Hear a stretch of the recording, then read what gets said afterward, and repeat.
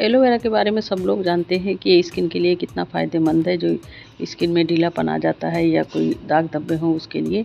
लेकिन खाने के बारे में बहुत कम लोग जानते होंगे कि उससे कई गुना ज़्यादा इसके खाने के फ़ायदे हैं। तो इसको किसी भी तरह से खाया जा सकता है। एलोवेरा जूस मार्केट में मिलता है, तो हमारे यहाँ घर में बहुत एलोवेरा पूरा एक गमले में फैल गया था। तो इसके मैं लड्डू बनाने की रेसिपी शेयर करूँगी। आप लड्डू के उसमें ना बनाएं, तो इसका पाक पूरा बना के रख लें। तो मैंने उसके गोल गोल लड्डू बना लिए थे। तो इस तरह से जो है बहुत ही फ़ायदेमंद, ये सबसे ज़्यादा तो इसमें पाचन के बहुत फ़ायदेमंद होता है। शुगर में, डायबिटीज़ में, ब्लड प्रेशर में, हार्ट में, और टॉक्सिक जो शरीर की गंदगी होती है वो दूर करने में बहुत ज़्यादा फ़ायदेमंद होता है। तो इस तरह से मैंने अपने एलोवेरा गमले से निकाल के और अच्छी तरह से धो लिया था। तो इसकी बिल्कुल सिंपल तरीके से इसकी रेसिपी मैं शेयर करूंगी, जो आप इसको खाइए, और ये डाइजेशन के लिए बहुत ही फ़ायदेमंद चीज़ है। तो इसको धोने के बाद देखिए किनारे किनारे जो कांटे लगे होते हैं धोने में भी बहुत चुभते हैं, तो बहुत सेफली इसको धोना है। और बहुत मोटे साइज़ का था मेरे यहाँ का एलोवेरा, और ये मीठा एलोवेरा है। एक बार टेस्ट ज़रूर कर लें, क्योंकि कड़वा भी हो जाता है कभी ज़्यादा धूप लगने से। तो इसके किनारे किनारे पहले मैंने कांटे निकाल लिए, और बहुत आराम से मैं पैर फैला के बैठी थी, क्योंकि इसमें बहुत टाइम लगता है इन कामों में। तो इस तरह से किनारे किनारे निकाल के ऊपर से स्किन निकाल लिया, और चम्मच के सहारे, आप चम्मच से निकाल लें या चाकू से निकाल लें, आसानी से इसका जो गूदा होता है या पल्प जो है ये पूरा निकाल लें। तो जितना बड़ा मेरे यहाँ का एलोवेरा था, तो कम से कम 1 से 1.5 किलो के करीब करीब। लेकिन इसको पकाने में इतना ज़्यादा पानी होता है कि बहुत थोड़ा सा बनता है। तो पूरे एक पेड़ का, जो आप लोगों ने देखा कि कितना बड़ा पेड़ है, उसका मैं पूरा पल्प एक ये कटोरा भर के निकला था। तो मैंने चाकू से भी निकाला और उससे चम्मच से भी निकाला, आसानी से निकल जाता है।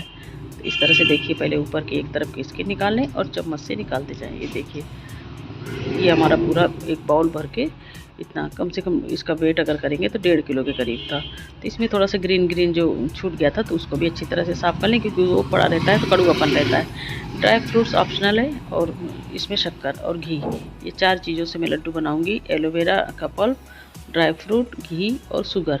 ये देखिए, सिर्फ इतनी चीज़। आप शुगर की बजाय गुड़ भी डाल सकते हैं, या शुगर जो डायबिटिक है, शुगर अवॉइड करना चाहें, तो आप इसमें जो डेट्स आते हैं या खजूर, उसको पीस के मिला लें, तो आप शुगर से भी बच जाएंगे। तो इस तरह देखिए, सबसे पहले मैंने कढ़ाई में घी डाला।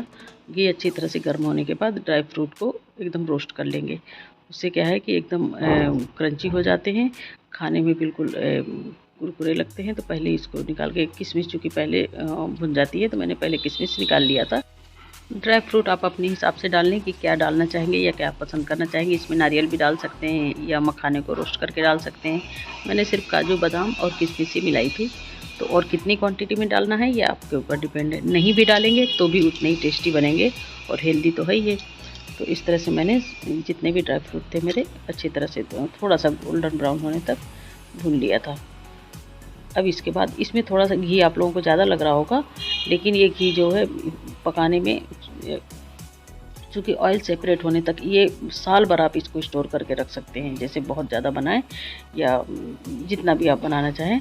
तो मैंने घी अभी जो ये पूरा भूनते भूनते जो इससे पक जाएगा अच्छी तरह से, तो एक्स्ट्रा घी होगा वो निकाल लेंगे। तो मैंने निकाल लिया था, चूँकि अभी क्या है, भूनने में अगर हम घी कम डालेंगे तो ये कढ़ाई में लगेगा और भुनेगा कम। इस तरह से देखिए, पूरी फुल कढ़ाई मेरा हो गया था, लेकिन पकने के बाद देखिएगा बिल्कुल थोड़ा सा बचा था। तो कम से कम 15 से 20 लड्डू मेरे बने थे इतने में। तो अब इसको पकाने में बहुत टाइम लगता है, क्योंकि इसका पूरा पानी सुखाना है। तो इसमें सिर्फ पानी पानी रहता है, ये देखिए। तो बीच बीच में चलाते रहें, और जब पूरा सेपरेट हो जाएगा घी, तब तक इसको पकाना है।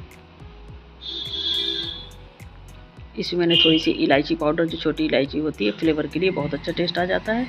और इसकी क्वांटिटी जो है, ड्राई फ्रूट अपने हिसाब से आपको डालना है। और जैसे मेरा 1 किलो 1.5 किलो के करीब दोनों के इसमें था, तो मैंने 250 ग्राम शक्कर डाली थी। तो जैसे मैंने पहले बताया कि आप शक्कर ना डालना चाहें तो गुड़ डाल सकते हैं, गुड़ भी ना डालना चाहें तो आप डेट्स जो खजूर होते हैं उसका पेस्ट बना के डाल दें। ये दोनों चीज़ें, अब देखिए, शक्कर डालने के बाद भी बिल्कुल घी सेपरेट होने तक इसको कंटिन्यू भूनते रहना है। मेरी चूँकि नॉन स्टिक कढ़ाई थी, तो उसमें जलने के चांसेस नहीं थे। अगर आपकी नॉर्मल कढ़ाई हो तो बीच बीच में चलाते रहें।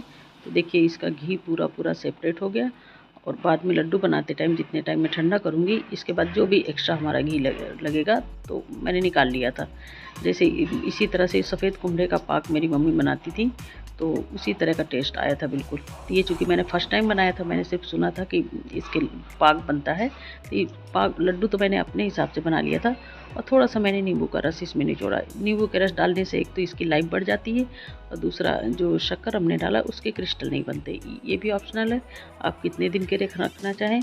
ये जिस तरह से बिल्कुल घी सेपरेट होने तक पका है, ये 1 साल तक आप रख सकते हैं, बिल्कुल भी ख़राब नहीं होगा।